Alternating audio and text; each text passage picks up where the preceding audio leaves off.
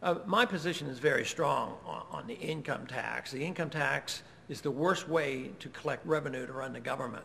And my position is very simple. We should get rid of the income tax and repeal the 16th Amendment. And I'm not that anxious to replace it with anything because I want to cut spending.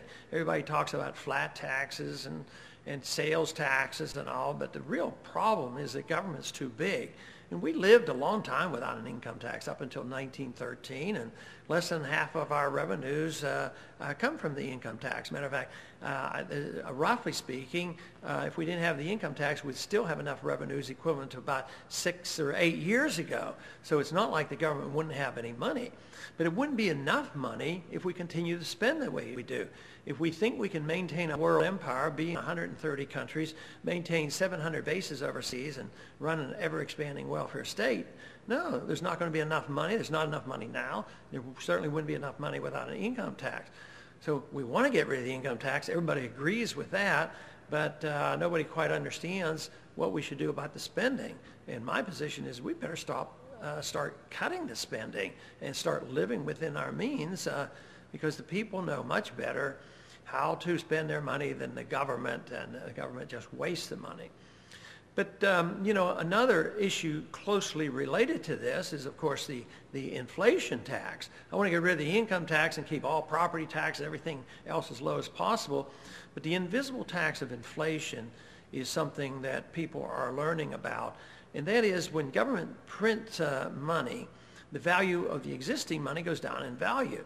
So when we go to buy services like medical services or education, or buy gasoline at the gas station and prices are high, people moan and groan and say, why are these prices high? Why don't we have price controls? The corporations make too much money, labor's demanding too much, and they go on and on. But they should say to themselves, aha, prices are going up because the dollar's not worth as much. The dollar's not worth as much because we print too many of them. We print too many of them to pay the bills for the government. And therefore, the tax falls on those individuals. Now, if the cost of living went up equally for every single person in the country, and also our incomes went up equally for everybody, printing money wouldn't matter that much. But it doesn't work that way. It's very, very unfair.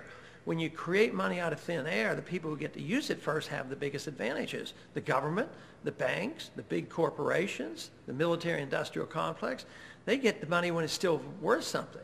But it takes a while to circulate or in the economy, and when that dollar loses its value and the cost of living goes up and the prices increase, it's the middle class and the low-income people who suffer the most. So there's literally a transfer of wealth when you destroy a currency. The middle class gets poorer, the poor get even poorer, and the wealthy may benefit from it. This is why you can see even when companies go bankrupt in the midst of some chaos on Wall Street, they might get $300 or $400 million bonuses. We have more billionaires in this country than ever before in the financial industries.